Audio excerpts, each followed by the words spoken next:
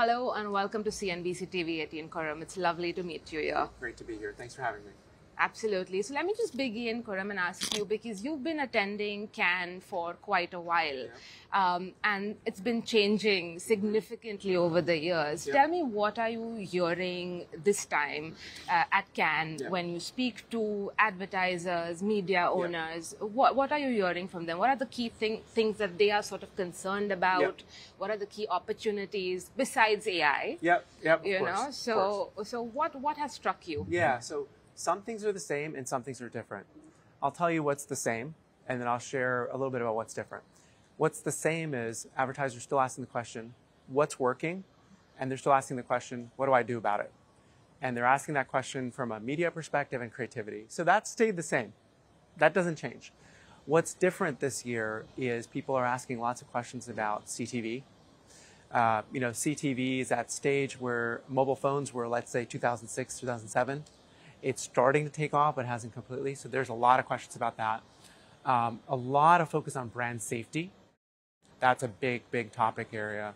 And not just brand safety within the open web, but also social feeds. That's a big topic. And, a lot of CMOs are being pushed more for ROI than ever before. I think the economic uncertainties had something to do with that. I've been talking to some creative agencies, and usually they're not pushed for return on creative. It's happening more and more. So what you're starting to see is creative agencies being asked for return on creative, which is kind of a new term that I've started seeing and hearing. And I've met with about 5 to 6 CMOs already this week, and that's top of mind for them. Absolutely. You mentioned brand safety, of course, and fraud, ad risk, brand safety has all, of course, been top of mind for a lot of advertisers for a few years now. In fact, several of the large marquee advertisers also rationalized their spending on digital advertising over some of these concerns. Let's just dig a little bit deeper into that and what are some of the solves for that you are seeing in the market right now? Sure. So there's a couple things. Brand safety has always been important for a brand. What's happening, though, is that the amount of user-generated content and the consumption of that in social is going up. So when that content consumption goes up, the uncertainty of the content also goes up. So what advertisers are looking for is the ability to get comfort on brand safety with user-generated content, specifically on social or in audio. And so the question they're asking themselves is, how do I know that something is brand safe? What are the tools that I use to determine that? And so they take a two-pronged approach. Some advertisers choose to invest in very known titles. Like if you work with Netflix, you know the movie you're investing the ad in, right? But the other ones are looking to companies like ours that are going to be able to do a frame-by-frame analysis of the video. So I'm going to spend a minute talking about what that means. So we have a product called Total Media Quality. And what it does is we have the ability to take video and go frame by frame and look at that video and see what's in that video, what's the sentiment of the video, and we use AI ML to determine if the video is brand safe. We talked a little bit about, a penalty shootout. If you just looked at keywords, you might think that's unsafe. Shooting is a bad word. But if you look at the frame-by-frame video analysis, the machines can say it's safe. That's important in social because you have so many types of content coming from social. So advertisers want the ability to scale their audience, but also to have it do it with confidence. And so you hear a lot about that. You're hearing about how do I scale with confidence in new areas? Of course, social's not so new, but even in CTV. So that's something that is top of mind for folks. And especially given, everything that we've seen with content online and with elections coming up in various places, what do you see happening, say, in the next few months as well as the next year as companies prepare for that time? Yeah, I mean, I'll put it this way. It goes back to help me understand what's working and what to do about it. So if you're an advertiser, you want to know where your brand is landing from a brand safety perspective, and you may pick a category like politics and decide to avoid it. Okay. Now, some brand safety tools like ours allow you to go much deeper, and you might say, well, I want to avoid politics in a certain region or certain topics. So I think providing people more of a brand safety scalpel instead of a sledgehammer is more important. And so I see that happening across categories, politics, of course, being one of them. And, just the U.S. political system is not the world's political system. So we have to, support political brand safety spend across the world. Absolutely, absolutely. You mentioned AI and ML, of course. AI is all the talk right now. Yes. Every headline, you see it all over Cannes as well. Yeah. Tell me what's going to happen in the next few months in this race for AI supremacy. Yeah. Who's going to be the big loser? Who's going to be the big winner? What's happening? Yeah. So, I'll say two things. First, if you look around Cannes, there's AI on every digital billboard, which is proof that it's early days because everyone's marketing ahead of what's there. But the way I think about AI is to think about it from an advertiser perspective, the publisher perspective. From an advertiser perspective, AI is going to be used as a tool to generate more and more creative ideas. It's also going to be a tool to assess those creative ideas and their performance. All right, so advertisers will benefit. They'll be able to use generative AI to create copy, to create creative, right? It's a tool that can enhance. But on the flip side, they also want to use it as a tool to protect themselves and use it for confident scaling of their media spend. But the publisher side is important. There's a fair amount of publishers here. And publishers want to have the ability to use generative AI to create some content, but also to use generative AI and AI to decide and see when to serve an ad, how to optimize that ad to the audience. So, for example, if you're a publisher and someone visits your site, you want to be able to predict the type of content they're going to see.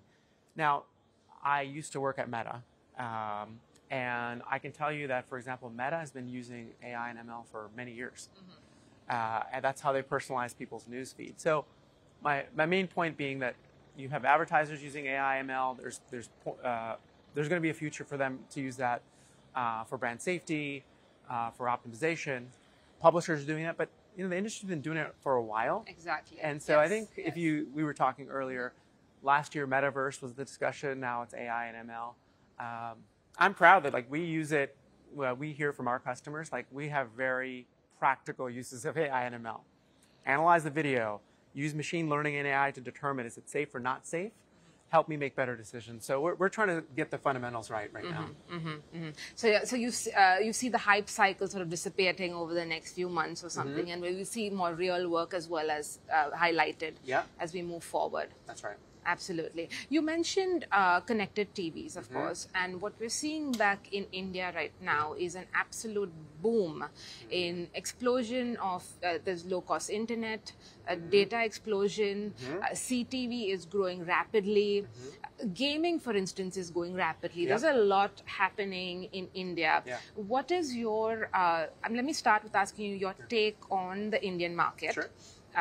The scope that you see in terms of brands, business, advertising. Sure. What's your take on it? Yeah, so a couple of things. Of course, India is a massive market, 12 billion plus in total spend. Digital still growing faster than any other major market in the world, which is exciting. India continues to have social at the forefront. I think social is still leading the pack, and we get that feedback even from our reports, what we see. Connected TV, to me, is a mobile phone on the wall. So you just take your phone and put it up on the wall. True. And it's early days. And so CTV is exploding, but back to social. I think advertisers in India specifically are concerned about fraud.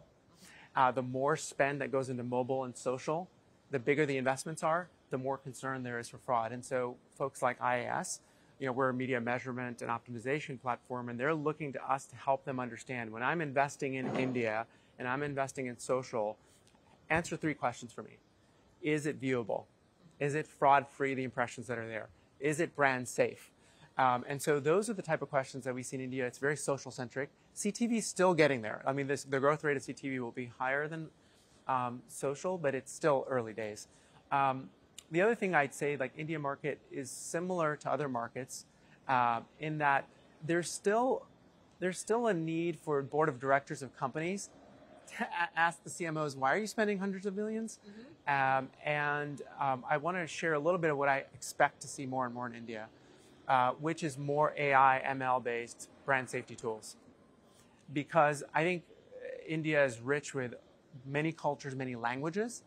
So if you think about the user-generated content across all Indian language types, yes, how do you analyze different versions of text and determine if it's brand safe or not? So I think a lot of companies, including ours, are trying to build brand safety tools that can scale across a rich country as India with all the languages that are there. So I think that's one of the opportunities and challenges companies like ours face, is India is not just one country, not one language. So I see that playing a big role in the next couple of years. But do you also see that attention? I'm going to ask you sort of broader industry view here. Do you see that kind of attention, therefore, then given to markets like India from the big guys? You know, from the big tech that's building all of this. And Sam Altman, for instance, is on a global tour, and India was a key stop in that, where he spoke about AI, the future of AI, and impact on markets like India, and India's contribution in the path forward. So just your quick take on that. Quick take is India has such a large user base of internet users. That trove of information and data is really helpful for large language models for AI.